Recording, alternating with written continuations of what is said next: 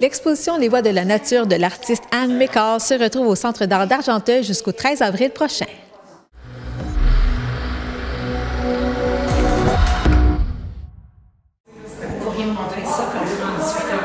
Cette exposition retrace plus de 50 ans de carrière d'Anne McCall, qui est originaire de Toronto, mais qui a déménagé à Montréal par la suite où elle a étudié à l'université McGill.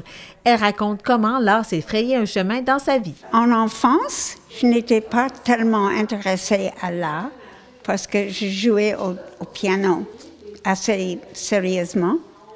Mais dans mes années vingtaine, j'ai découvert l'art. Et c'était un coup de foudre. Alors, après la première peinture, j'ai décidé que je vais me dédier à l'art pour le reste de ma vie. Wow! Tout un coup de foudre, oui. Oui. Et comment ça s'est fait, cette rencontre-là? Donc, vous avez peint une œuvre? Comment ça s'est fait? J'ai pris un cours de peinture juste pour savoir ce que c'est. Parce que je n'en avais pas fait comme enfant. Ce qui est rare, parce que la plupart des enfants adorent la peinture. Mais dans mon cas, c'était plutôt la musique.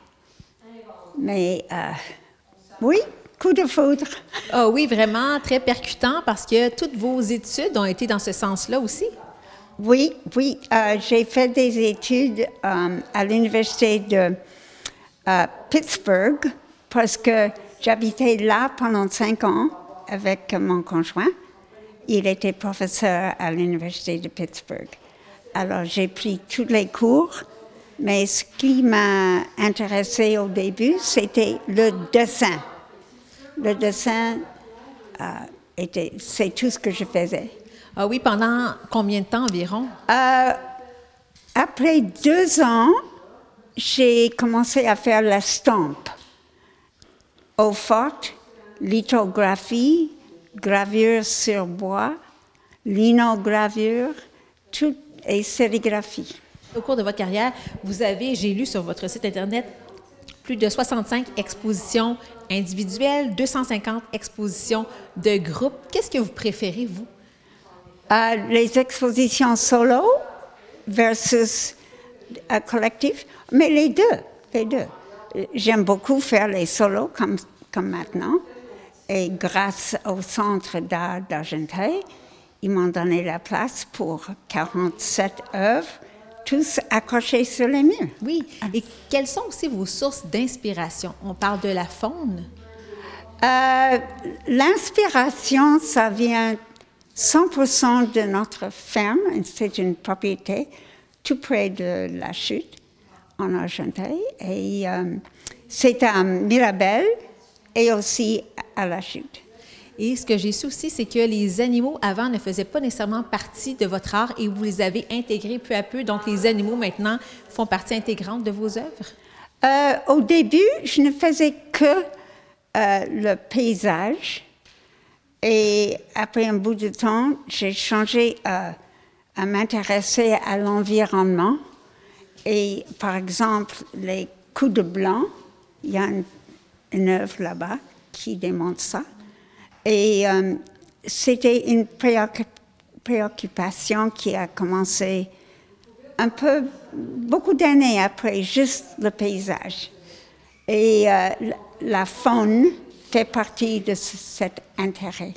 Oui, et lorsque vous créez, est-ce que vous avez des revendications? Est-ce qu'il y a des messages qu'on doit comprendre à travers vos œuvres? Oui. Premièrement, je m'intéresse à est-ce que c'est beau comme ça ou comme ça. C'est une question visuelle. Mm-hmm. Mais après ça, il y a un message. Et maintenant, oui, le message est très important. Quels sont les messages que vous voulez véhiculer? Mais ça dépend. Si c'est dans le domaine de l'environnement, c'est à protéger les forêts. Une partie de notre ferme, par exemple, appartient à la conservation de la nature du Canada. Ça veut dire que non, nous sommes toujours les propriétaires, mais nous avons une servitude à cette association qui protège la propriété pour toujours. C'est une question légale. Alors, en 100 ans, on n'aurait pas un McDonald's sur notre terrain. Et ça vous rassure? Oui. Parmi les 47 œuvres exposées au Centre d'art d'Argenteuil, on retrouve la pluralité des techniques utilisées par Anne McCall depuis plus d'un demi-siècle. Ça fait longtemps, plus que 50 ans. Alors, je ne voulais pas rester dans la même place où j'ai commencé. Alors, avec le passage du temps, j'ai toujours pensé à ce que je faisais et il y a une évolution, évidemment. Mais ça m'intéresse beaucoup aux techniques différentes aussi. Au début, c'était le dessin. Puis ensuite, c'était la sérigraphie. Mais autrefois, on n'utilisait que les encres base à l'huile, qui est très, très toxique. Et les ateliers n'avaient pas de ventilation. Alors, je suis tombée malade, comme la plupart des gens qui faisaient la sérigraphie base à l'huile. Alors, il m'a fallu me dégager un bout de temps de sérigraphie, et c'est là où j'ai commencé à faire la peinture à l'acrylique, sur papier et sur toile.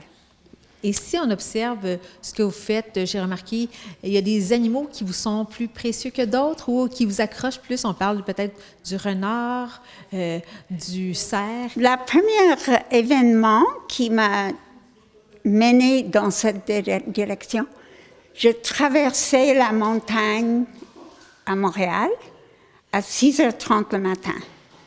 Et un renard passait juste devant ma voiture.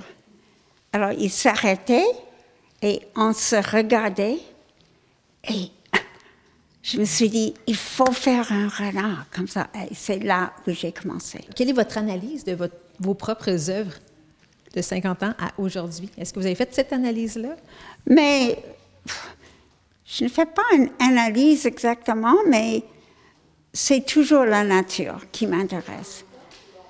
Je ne veux pas faire des peintures du bureau de poste en face, là, ou des automobiles. Non, c'est la nature. C'était toujours la nature. Et comment ça s'est fait, ce contact-là avec le Centre d'art d'Argenteuil? Mais la ferme n'est pas loin et j'ai découvert le Centre d'art d'Argenteuil autrefois sur un autre chemin.